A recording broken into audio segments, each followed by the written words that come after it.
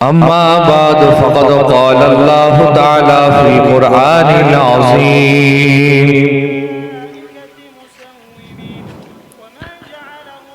تعظيما لرسوله وتكريما لحبيب.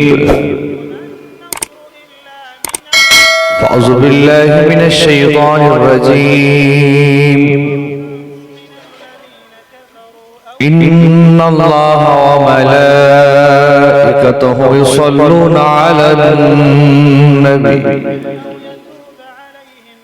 يا أيها الذين آمنوا صلوا عليه وسلموا تسليما. اللهم صل على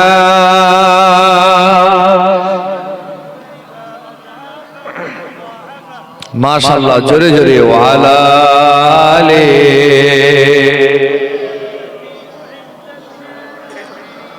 और जोरे अल्लाहुम्मा सल्ली अला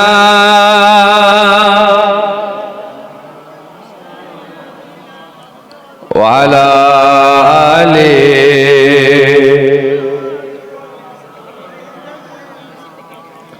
दीन मिला ईमान मिला, दीन मिला ईमान मिला, पढ़ने के लिए कुरान मिला। जो कुछ देने का था सब कुछ दिलवा दिया कमली वाले ने। बोलो ला इलाहा इल्लल्लाह, ला इलाहा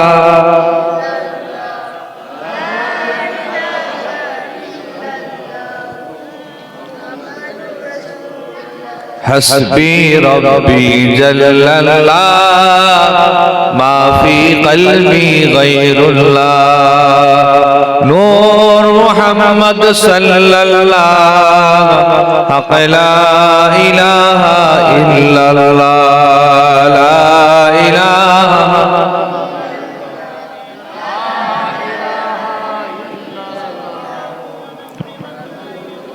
दुरूद शरीफ। अल्लाहुम्मा सल्ली अला सय्यिदिना व अला आले।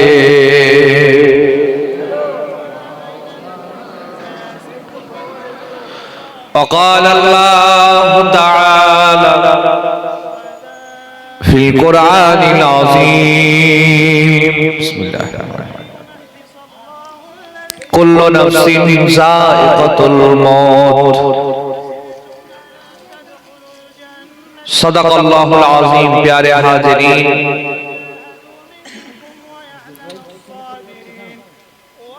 उपस्थित सामीन किराम श्रोता मंडলী, সকলে অবগত আছেন, জানেন কয়েকদিন আগেই আল্লাহর হুকুম, আল্লাহর ডাকে সাড়া দিয়ে ইহকাল ত্যাগ করে পরকালের জগতে পাড়ি দিয়েছেন তার আওলাদেরা, পরিবার বর্গ, আত্মীয় স্বজন, সন্তানেরা একটা দোয়ার মাহফিল কায়েম করেছেন। আমি গুনাহগার সৈয়দ হাম্মাদ হুসাইন এসেছি, আধা ঘন্টার ব্যাপারে একটু দোয়া হবে। বক্তব্য শুরু করার আগে, রাখার আগে সকলে মিলে আল্লাহ রাব্বুল আলামিনের দরবার শরীফে দোয়া চাই। আল্লাহ রাব্বুল আলামিন যেন আজকের এই মাহফিলকে কবুল করেন। সকলে বলেন আমিন। আরো দোয়া চাই যাকে উদ্দেশ্য করে আজকের মাহফিল, সেই মাইয়াতের কবরটিকে আল্লাহ পাক যেন বেহেশতের বাগান করে দেন। আবার একবার দোয়া চাই, সকলে বলি আল্লাহুম্মা আমিন। কোরআন শরীফের একটা আয়াত পড়েছি, আয়াতটার অর্থ আমরা সকলে জানি এবং এই আয়াতটাও আমাদের মুখস্থ আছে। আমার আল্লাহ রাব্বুল আলামিন বলেছেন, প্রত্যেক নফস যাদের আছে, রূহ যাদের আছে, আত্মা যাদের আছে, প্রত্যেককেই মৃত্যুর স্বাদ চাখতে হবে। সে জিন হোক, ইনসান হোক, মানব হোক, দানব হোক, ফেরেশতা হোক, সকলকে একদিন না একদিন মওত নামক জিনিসটা তাদের সাথে দেখা করবেই। কোরআন শরীফে আল্লাহ এক জায়গায় বলেছেন, কোথায় পালাচ্ছ, মওত থেকে কোথায় তোমরা পালাচ্ছ? পৃথিবীর যেখানে চলে যাও না কেন, ওয়ালাউ কুনতুম ফি বুরুজিন মুসাইয়াদা, পাহাড় তার গহীন তলদেশেও যদি চলে যাও, মৃত্যু কিন্তু নির্ধারিত সময়ে নির্ধারিত ওয়াক্তে অবশ্যই আপনার আমার সাথে দেখা করবে। কোরআন শরীফে আল্লাহ আরেক জায়গায় বলেছেন,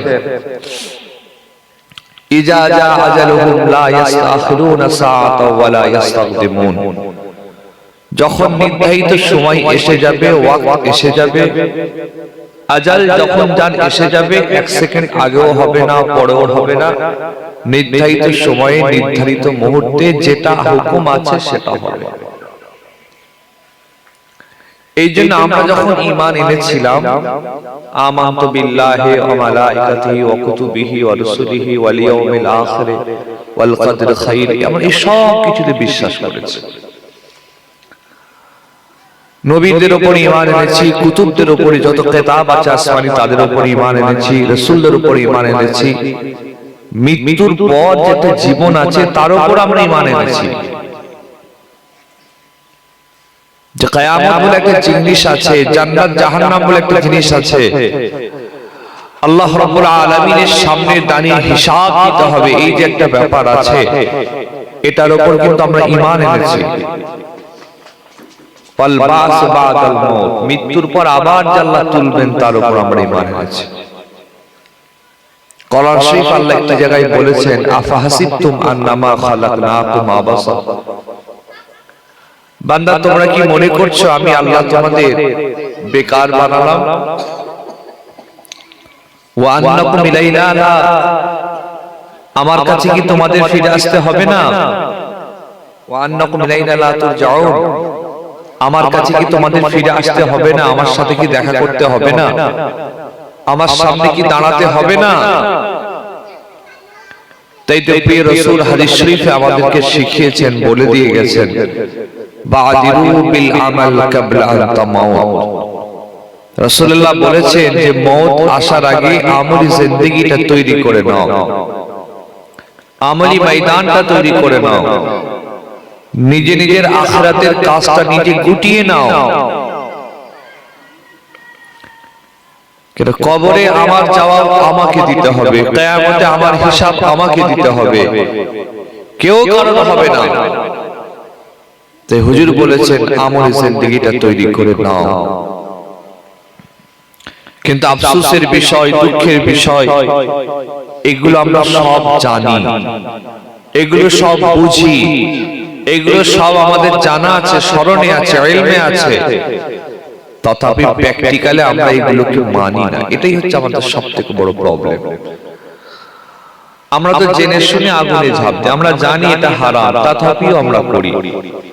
আমরা জানি এটা করা, মিথ্যা কথা বলা যায় না, চুরি করা যায় না, আমানতের খেয়ানত করা যায় না, নামাজ কাজা করা যায় না, রমজান শরীফের একটি মাস রোজা রাখতে হয়, কাজা করা যায় না, যাকাত, এগুলো সব এলেমে আছে আমাদের, কিন্তু আমরা মানি না। এটা হচ্ছে সবথেকে বড় আমাদের প্রবলেম। ভাববেন না যে আমি আমজদ হুজুরের ছেলে হাম্মাদ আপনাদেরকে জ্ঞান দিচ্ছি না, আমি আমাকেও বলছি, আমারও দুর্বলতা আছে, আমারও ফল্ট আছে, আমিও গুনাহগার। আমরা জানি, শুধু এগুলো মানি না। তো রাসূল করিম সেই জন্য বলেছেন আমল জিন্দেগিটা তৈরি করে নাও। কোরআন শরীফ আল্লাহ বলেছেন, ওয়া মা খালাকতুল জিন্না ওয়াল ইনসা ইল্লা লিআবুদুন, আমি জিন এবং ইনসানকে সৃষ্টি করেছি কেবলমাত্র শুধুমাত্র আমার ইবাদত করবে, আমার তাসবিহ করবে, আমার জিকির করবে, আমার আরাধনা করবে, উপাসনা করবে, আমার হুকুম মেনে দুনিয়ায় চলবে, দুনিয়াদার হবে। অন্য জায়গায় কোরআনে আল্লাহ বলেছেন, ফাদখুলি ইবাদি ওয়াদখুলি জান্নাতি, বান্দা তোমরা আমার ইবাদতে এসো, আমি আল্লাহ তোমাদের রহমতের জান্নাতে প্রবেশ করিয়ে দেব। ইবাদত আপনাকে আমাকে করতে হবে। সবার জন্য মওত অপেক্ষা করছে। দুনিয়াবী দৃষ্টিতে আমরা বলি আমাদের হায়াত বয়স বাড়ছে, কিন্তু আখিরাতের দৃষ্টিতে কিন্তু আমাদের মূল বয়স থেকে বয়স কমে যায়। দুনিয়াবি দৃষ্টিতে আমরা বলি আমাদের বয়স বাড়ছে, কিন্তু যদি আখিরাতের দিকে খেয়াল করেন হিসাব মতো আমাদের বয়স কমছে। কেন আল্লাহ একটা মূল বয়স দিয়ে বানিয়ে দিয়েছে যে তোমার 60, তোমার 70, তোমার 75, তোমার 82, তোমার 92, আস্তে আস্তে কমে যাচ্ছে। মওত যখন আপনার এসে যাবে, আমার যখন এসে যাবে, কেউ আপনার আমার পাশে দাঁড়াবে না, কেউ আপনার আমার কথাগুলো ভাববে না, কেউ আপনার আমার দিকে তাকাবে না। সবাই ফেল ফেল ফেল ফেল করে অন্ধকার বাসতালার কবরে দিয়ে চলে আসবে। আর একবার গিয়ে কেউ খবরটা তো নেবে না।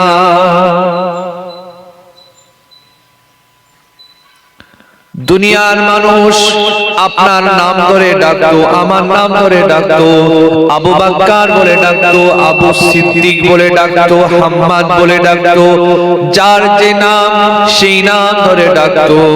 কিন্তু মওত যখন এসে যাবে ওই নাম ধরে কেউ ডাকবে না, সকলে নাম পরিবর্তন করে দিয়ে আপনার আমার নাম হয়ে যাবে তখন লাশ। কেউ বলবে না হাম্মাদকে ঘর থেকে বার করো, বলবে লাশটাকে ঘর থেকে বার করো, লাশের জানাজা দিয়ে দাও, লাশের দাফন দিয়ে দাও, লাশটাকে গোসল করিয়ে দাও। এই কথা তখন মানুষ বলবে, নাম ধরে কেউ কিন্তু আর ডাকবে না।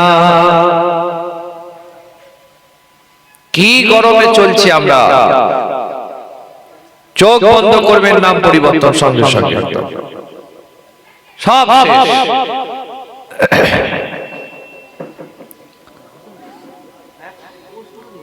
গ্রামের লোক, পাড়ার লোক, এলাকার লোকেরা সময় ধরে ধরে ধরে ধরে কাঁধে কাঁধে কাঁধে কাঁধে নিয়ে গিয়ে অন্ধকার বাসতলা যখন দিয়ে 3 মুঠো মাটি দিয়ে, চাপা দিয়ে, পাতা দিয়ে, বাঁশ দিয়ে টাইট করে প্যাকেট করে চলে আসবে। আর কেউ কেউ খবরটাও নেবে না, আর কেউ জিজ্ঞাসাও করবে না, কেউ কবরের পাশে দাঁড়িয়ে বলবে না, আমার নাম ধরে বলবে না হাম্মাদ তুমি কেমন আছো, এ কথা কেউ কিন্তু বলবে না। দেখেন না কবরস্থানের দিকে তাকান, কবরস্থান দিন দিন ভর্তি হয়ে যাচ্ছে। কিছু কিছু জায়গায় তো মাটি দিয়ে তার উপর আবার কবর দেওয়া হচ্ছে। কজন আমরা আমাদের বাপের কবরের সামনে, মায়ের কবরের সামনে, দাদা দাদির কবরের সামনে গিয়ে দাঁড়াই। আমরা যদি আমাদের পূর্বপুরুষের কবরের সামনে না গিয়ে দাঁড়াই, আমাদের জেনারেশন তো আমাদের সামনে দাঁড়াবে না। এটা তো আরো কমিয়ে দেবে, এটা তো আরো মডার্ন হয়ে যাচ্ছে, আরো আধুনিক হচ্ছে। যত আধুনিকতা এসেছে আমাদের সমাজে, তত আল্লাহ থেকে, রাসূল থেকে, ইসলাম থেকে, শরীয়ত থেকে, সুন্নাহ আমল থেকে আমরা সরে যাচ্ছি। দুনিয়াতে যখন আপনি আমি বিপদে পড়ে যাই, ছেলেরা পাশে দাঁড়িয়ে যায়, মেয়েরা পাশে দাঁড়িয়ে যায়, পাড়ার লোক পাশে দাঁড়িয়ে যায়, এলাকার মানুষ পাশে দাঁড়িয়ে যায়, পার্টি, পঞ্চায়েত, হুজুর, এমপি, এমএলএ সবাই পাশে দাঁড়িয়ে যায়। কিন্তু কবরে যখন বিপদে পড়ে যাবেন, কোন হুজুর দাঁড়াবে না, কোন নেতা নেত্রী, এমপি, ইমাম, ওলি সাহেব কেউ দাঁড়াবে না। যদি কেউ দাঁড়ায় নেক আমল, আল্লাহ এবং রাসূল তিনি দাঁড়িয়ে যাবে। তাই রাসূলুল্লাহ বারবার বলে গিয়েছেন, বাবারা মওত আসার আগে আমলটা তোমরা তৈরি করে নাও, আমলি জিন্দেগিটা তৈরি করে নাও, আমলি ময়দানটা তৈরি করে নাও। কেন না কবরে কেউ পাশে দাঁড়াবে না।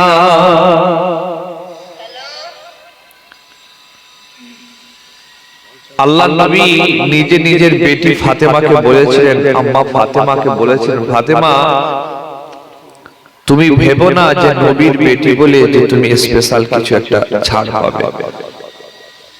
হুজুর নিজের মেয়েকে বলছেন, কে মেয়ে? খাতুনে জান্নাত, জান্নাতের মহিলাদের সরদারিনীকে রাসূল বলছেন, ফাতেমা তুমি এটা ভেবো না যে নবীর মেয়ে বলে যে তুমি কি স্পেশাল ছাড় ছুট পাবে, এরকম ভেবো না। নিজের কাজটা নিজে গুটিয়ে নিয়ে হুজুর যদি নিজের মেয়েকে কথা বলেন তা আমরা কোথায়? রাসূল কারীমের সাহাবী ওসমান গনির হাদিস তো আপনারা বারবার শুনেছেন। যখন তিনি কবরস্থানের পাশ দিয়ে যেতেন, ইজা কাফালা কবরিন ফাবাকা, এত কান্না কাঁদতেন, কান্নার কারণে তার দাড়িগুলো ভিজে গিয়ে টপ টপ করে জমিনে পানি পড়তো। সাহাবারা প্রশ্ন করে বলেছিলেন, এই ওসমান কি ব্যাপার? আপনি যখন রাসূলুল্লাহর দরবারে বসে আমার নবীর মুখ থেকে আযাবের কথা, গজবের কথা, জাহান্নামের কথা, আল্লাহর কঠিন শাস্তির কথা যখন শুনতে, আপনার চোখ দিয়ে এত তো পানি গড়াতো না, কিন্তু কবরের পাশ দিয়ে যখন আপনি চলে যান, চোখ দিয়ে কেন এত পানি গড়িয়ে যায়? ওসমান গনি জবাব দিয়ে বলেছিলেন, আমি রাসূলকে বলতে শুনেছি। প্রিয় রাসূল তার সোনার জবানে বলে গিয়েছেন, আল্লাহ নবী বলেছেন, ইন্নাল কবরা আউয়ালু মানজিলিন মিন মানাজিলিল আখিরাত, নিশ্চয়ই কবর হলো আখিরাতের প্রথম মঞ্জিল, প্রথম ধাপ। যে কবরে নাজাত পেয়ে যায়, আমি নবী বলে দিলাম সব জায়গায় সে নাজাত পেয়ে যায়। ওসমান গনি বলেছেন, হুজুর বলেছেন কবর প্রথম ধাপ। আর সত্যি যখন আপনার আমার মওত হয়, সবার আগে কোথায় দেওয়া? কবরে দেওয়া হয়, প্রথম ধাপ। রাসূল বলেছেন মিশকাত শরীফের হাদিস এটা, যে কবরে ছাড় পাই সব জায়গায় ছাড় পাই, ওখানে যে ধরা পড়ে যায় সব জায়গায় ধরা পড়ে যায়। আমি ওসমান যখন কবরের পাশ দিয়ে যাই, প্রিয় রাসূলের এই কথাটা আবার মনে পড়ে, আমার চোখ দিয়ে খুব পানি গড়ায়। তিনি আরো বলেছিলেন, রাসূলুল্লাহকে আরো বলতে শুনেছিলাম, আমার নবী পাক আবার জানিয়ে দিয়েছিলেন, মা রাআইতু মানজারান কত্তুন ইল্লা আল কবর আফদাউ মিনহু। আমি মুহাম্মদ রাসূলুল্লাহ জানিয়ে দিলাম, আমি নবী কবরের থেকে অধিক ভয়াবহ কঠিন জায়গা আমি নবী কিন্তু দেখি নাই। প্রিয় ভাইরা আমার, আল্লাহ নবী যদি কবর সম্পর্কে এই কথা বলতে পারেন, হুজুর যদি বলে কবরের থেকে কঠিন জায়গা দেখি নাই, তাহলে ব্যাপারটা একটু বোঝার চেষ্টা করেন কত কঠিন জায়গা সেটা আপনারা আমার জন্য অপেক্ষায় রয়েছে। আগে নয়তো পরে প্রত্যেককেই আপনাকে আমাকে বাসতলা ৩.৫ হাত মাটি নিচুই যেতে হবে, পৃথিবীর কেউ খবর নেবে না। দুদিন কাঁদবে, ৩ দিন কাঁদবে, ১ সপ্তাহ, ১ মাস, ১ বছর, সব ভুলে যাবে। এটা ফ্যাক্ট। যা করার নিজেরটা করতে হবে। হাম্মাদ আমার আখিরাতের কাজটা গুটিয়ে নিতে হবে, কবরের কাজটা গুটিয়ে নিতে হবে। জি, আল্লাহ পাকের জান্নাতটা এখান থেকেই ঠিক করে নিতে হবে যে আমি জান্নাত পেতে চাই।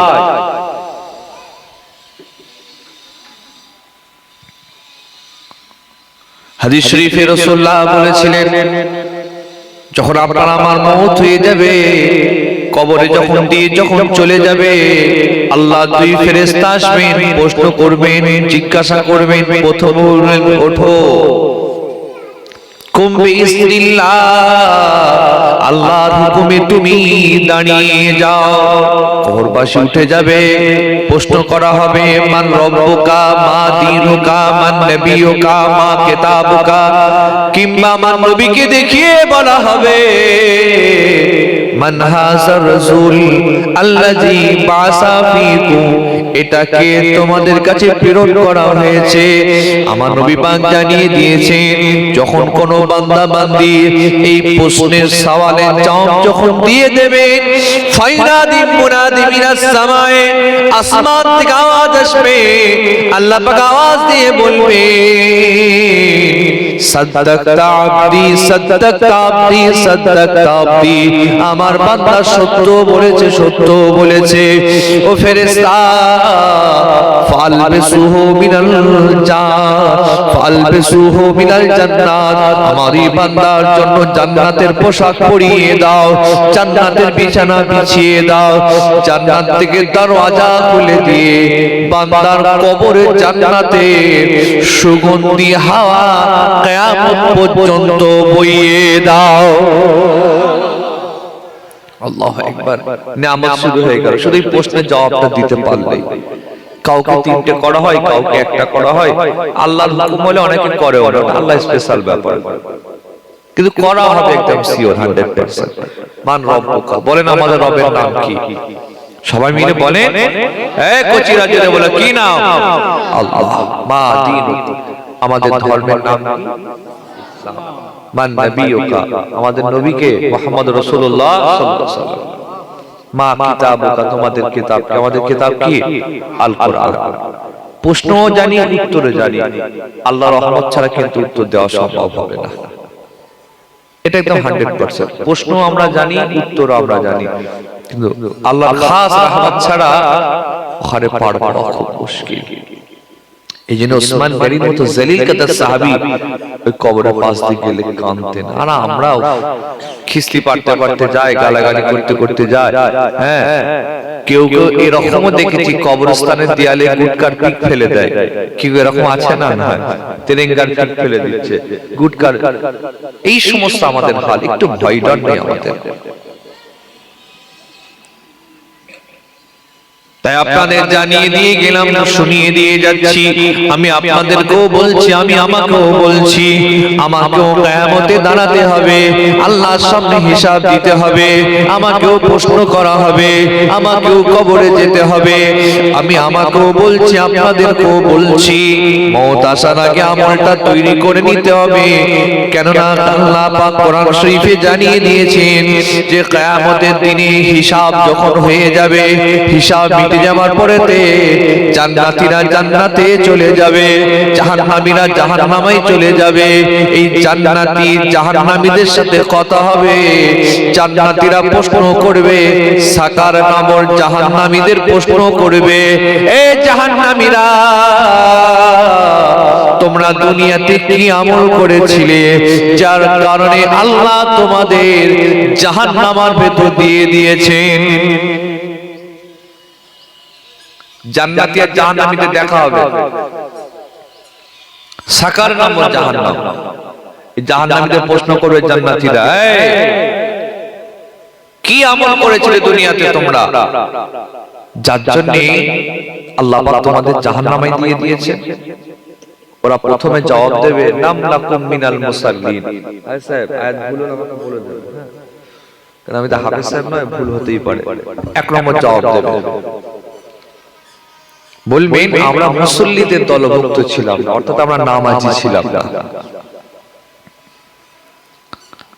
জি, প্রথম বলবে আমরা মিনাল মুসাল্লিন, নামাজীদের দলে ছিলাম না, নামাজ পড়তাম না, নামাজের কাছে যেতাম না। বুখারীতে একটা হাদিস আছে, রাসূলুল্লাহকে একদিন প্রশ্ন করা হলো, ইয়া রাসূলুল্লাহ আইয়ুল আমালু আফদালু ইনদাল্লাহ, কোন আমলটা আল্লাহর কাছে সবথেকে বেশি প্রিয়? ইয়া রাসূলুল্লাহ আপনি আমাকে জানিয়ে দিন, বলে দিন, আইয়ুল আমালু আফদালু ইনদাল্লাহ, কোন আমলটা আল্লাহর কাছে সবথেকে বেশি প্রিয়? হুজুর জবাব দিয়ে বলেছিলেন, as-salatu liwaqtiha, সময় মতো নামাজ আদায় করা আল্লাহর কাছে সবথেকে বেশি প্রিয় আমাল। সবাই মিলে বলা যাবে না? ইয়া রাসূলুল্লাহ, এরপরে কোন আমলটা আল্লাহর কাছে সবথেকে বেশি প্রিয়?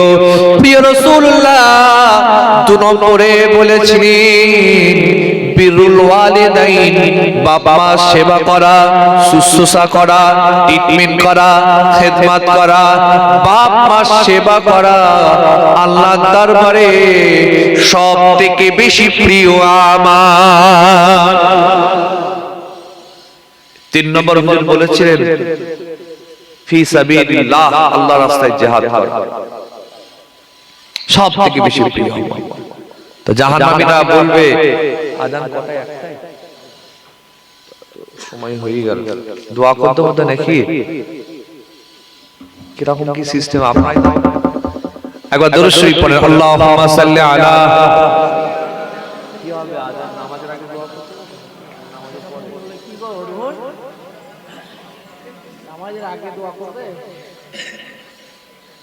নামাজ পড়ে দোয়া মুসল্লি তো এখানেই সব বসে। ঠিক আছে, কোরআন শরীফের আয়াতটা বলে দিন। এক নম্বর তিনি বলবেন, তারা বলবে যে আমরা মুসল্লিদের দলে ছিলাম না। দুই নম্বর তারা বলবে, জান্নাতীরা প্রশ্ন করবে, এ জাহান্নামীরা কোন আমলটা তোমাদের জাহান্নামায় নিয়ে চলে গিয়েছে? এক নম্বর তারা বলবে নামাজীদের দলে ছিলাম না। দুই নম্বর তারা বলবে আমরা মিসকিনদেরকে খাওয়াতাম না, ওয়ালাম নাকুম নুতঈমুল মিসকিন, আমরা মিসকিনদেরকে খাওয়াতাম না, এতিমদের, অসহায়দের, গরিবদের, গোরাবাদের, ফকিরদেরকে খাওয়াতাম না, আমরা তাদের তুচ্ছ-তাচ্ছিল্য করতাম, ধাক্কা মারতাম, ফিরিয়ে দিতাম। এই আমলটার কারণে আল্লাহ আমাদের জাহান্নামায় দিয়ে দিয়েছেন। এরকম লোক আছে না? না। ঘরে ভিক্ষুক এলে আমরা অসন্তুষ্ট হয়, মিসকিন এলে অসন্তুষ্ট হয়, এই মসজিদে তো হয়। তাহলে এখন সংক্ষেপ বিদায় নেই, ইনশাআল্লাহ জোহরের নামাজ হবে, জামাতের পরে এসে আবার দোয়া হবে। চলেন একসাথে সবাই মসজিদে যাই, নামাজ পড়ে এসে দোয়া হবে। প্রেমে আমি হইলাম দিওয়ানা, প্রিয় নবীর প্রেমে আমি হইলাম দিওয়ানা, ভুলে যেতে চাইলেও ভোলা যায় না, ভুলে যেতে চাইলেও ভোলা যায় না। আমার জান মদিনা, আমার প্রাণ মদিনা, আমার জান মদিনা, আমার প্রাণ মদিনা, ভুলে যেতে চাইলেও ভোলা যায় না। আল্লাহুম্মা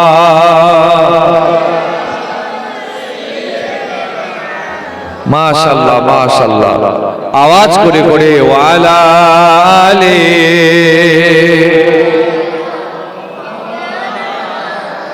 ভাইরা আমার, জোহরের নামাজের আগে যে কথাটা বলছিলাম একটুখানি বাকি আছে, বলে আমি দোয়া চাইব। যারা ছিলেন না একটু রিপিট করছি, জান্নাতীদের সাথে জাহান্নামীদের কথা হবে। জাহান্নামীদেরকে জান্নাতীরা প্রশ্ন করবে, হে জাহান্নামীরা কোন আমলটা তোমাদের জাহান্নামায় নিয়ে গিয়েছে, কেন তোমরা জাহান্নামায় গেলে? তারা এক নম্বর জবাব দেবেন আমরা নামাজ পড়তাম না, এক নম্বর জবাব দেবেন। দুই নম্বর জবাব দেবেন যে আমরা গরিবদের, মিসকিনদের, এতিমদের, অসহায়দের, ফকিরদের, গোরাবাদের আমরা খাওয়াতাম না, এতিমদের সাথে ভালো ব্যবহার করতাম না, গরিবদের সাথে, অনাথদের সাথে, অসহায়দের সাথে খারাপ আচরণ করতাম, তাদেরকে দুবেলা দুমুঠো খেতে দিতাম না, সাহায্য করতাম না। তিন নম্বর তারা বলবে আমরা খারাপ লোকেদের সাথে মিশতাম, ভালো মানুষের সাথে মিশতাম না, খারাপ লোকের সোহবতে মিশতাম, খারাপ লোকেদের সংস্পর্শে ছিলাম, খারাপ লোকেদের দলে ছিলাম, খারাপ বাজে মানুষদের ঝান্ডা ধরতাম। এই কারণে আল্লাহ আমাদের জাহান্নামে দিয়েছে। এই জন্য আমার জাঙ্গিলপুর এলাকা সহ আশপাশ থেকে আগত ভাইয়েরা বন্ধু নির্বাচন করতে হবে একটু হিসাব করে।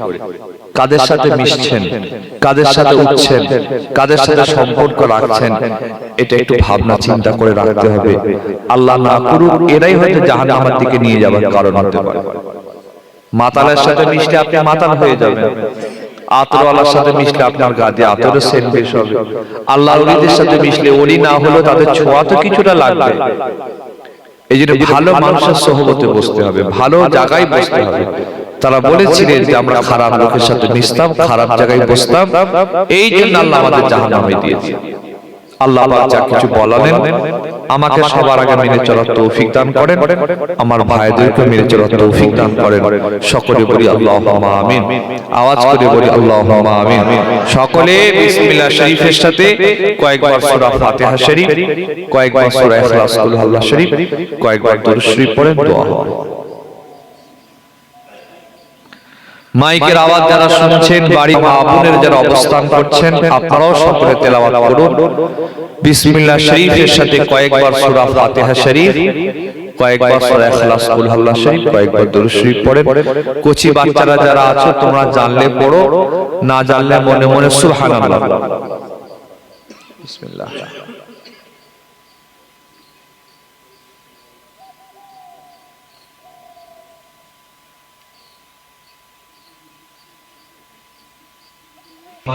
আমাদেরকে বাঁচাতে চাইলে একটি জায়গায়, একটি প্ল্যাটফর্মে মজবুত করে দাঁড়াতে হবে। মিশকাতের একটা হাদিস আছে, হুজুর বলেছিলেন আখিরি জামানায় আসমান থেকে বৃষ্টির মতো ফিতনা নামবে। এই ফিতনা থেকে কি করে নিজেকে বাঁচাবে? বাঁচাতে চাইলে একটা ইমামকে তোমরা মজবুত করে তুলবে। ইমাম যদি তোমাদেরকে মারেও ইমাম তোমরা ছাড়বে না, মজবুত করে ধরে রাখবে আর বড় জামাতের সাথে থাকবে। আর আমরা আমাদের ইমাম হিসেবে তো পেয়েছি ফুরফুরা শরীফের বঙ্গপুত্র সৈয়দ আবু বকর সিদ্দিক মুজাদ্দিদুস জামান, ইমাম মজবুত করে ধরে।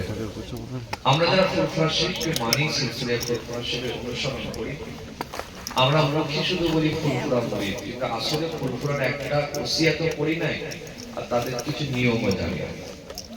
এখানে তো এত বলতে দাদা হুজুরকে আমরা এলাকার মানুষ, আপনারা আমরা দাদা হুজুরের জীবনী পড়েছেন, এখানে কেউ আছে একটা হাত ধরে সব ফুরফুরা মানুষ, সব ফুরফুরা বলে দাদা হুজুরের জীবনী পড়েছেন, কে আছে হাত ধরে। আচ্ছা, জীবনী দূরের কথা, দাদা হুজুরের ওসিয়াতনামা পড়েছেন কে কে দেখি? দেখেন, চিন্তা করেন, এটা হচ্ছে আমাদের বর্তমান বাস্তবতা। আমরা ফুরফুরা শরীফকে ভালোবাসি কিন্তু ফুরফুরার কিতাব পুস্তক পড়ি না। এটা হলে পড়াশোনা করতে হবে। আর একটা কথা, সবসময় উর্দু অবস্থায় থাকার চেষ্টা করবেন, বিশেষ করে শীতকালে যারা একটু নামাজ পড়ে, এক ওয়াক্ত পড়ে, দু ওয়াক্ত পড়ে না, তাদের জন্য উর্দুটা খুব প্রবলেম হয়ে যায়। ঠান্ডার সময় উর্দু করবে তো ঝামেলাই হয়ে যায়। আমি দেখেছি আমার অ্যানালাইসিসে, যদি উজু থাকে নামাজ অনেক সহজ হয়ে যায়। আলহামদুলিল্লাহ, আমার উজু আছে, আজান হয়ে গিয়েছে, মনে হয় উজু তো আছে, চলো নামাজটা পড়েই নিই। যখন উজু থাকবে না, গা ভারী, দূর উজু করো, এই করো, ঠান্ডার সময় এগুলি চেষ্টা করবেন সবসময় উজু অবস্থায় থাকার। আলহামদুলিল্লাহ, যদি এরকম করে থাকেন দেখবেন আল্লাহ অনেক নামাজ সহজ করবেন, অনেক কাজে আল্লাহ বরকত দেবেন। আর উজু অবস্থায় থাকা মানে আপনি পাক অবস্থায় আছেন, আর পাক অবস্থায় থাকা মানে প্রত্যেকটা মুহূর্তে আপনার নামে আমলে অটোমেটিক নেকি সওয়াব লেখা হয়ে যাচ্ছে। সুবহানাল্লাহ। পাক অবস্থায় থাকলে যে কোনো কাজ বিসমিল্লাহ বলে করলে বরকত আছে না নাই? আল্লাহ বরকত দেন। এইজন্য চেষ্টা করবেন সব সময় উজু অবস্থায় থাকার। আল্লাহ পাক কবুল করেন। যে যা পড়েছেন আমাকে সাপোর্ট করে দিন। মোহাম্মদুর সালামের আদান পেশ করি, এটা আওয়াজ করে করে পড়ে। ইয়া নবী সালামু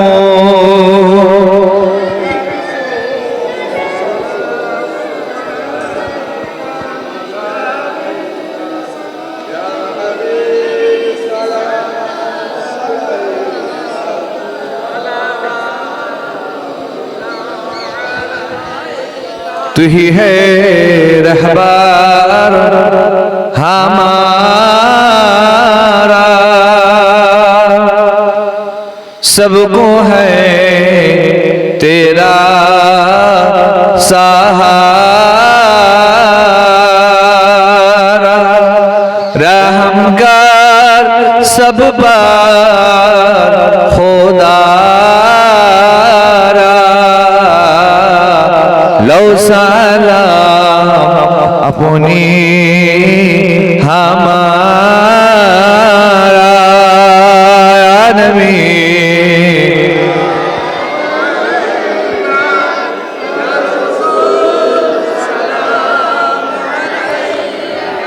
हमें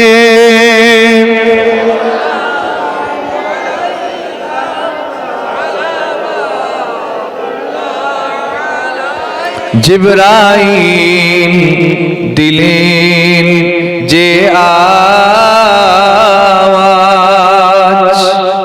খুলে দাও আসমানের দুয়ার। এসেছেন নবীদের সরদার আল্লাহর ও দিদার নবী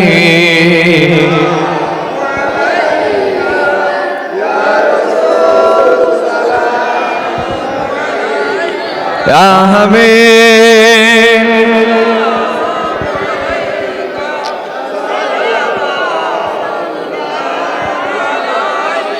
طلع البدر علينا من ثنيات الوداع وجب الشكر علينا ما دعا لله داعي يا نبي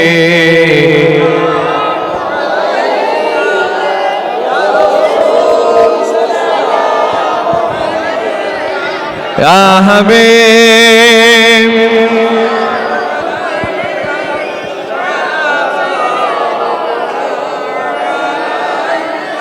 يا رسول لو سلام مدر شعبا يا رسول لو سلام جلسا يا رسول لو سلام বাংলা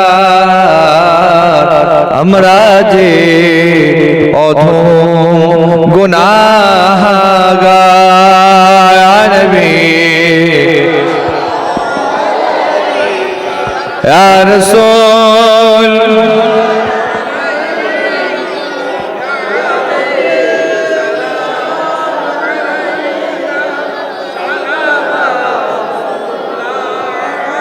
যে সকলে বসে যান ইয়া রাব্বাস সাল্লাল্লাহু আলাইহি ওয়াসাল্লাম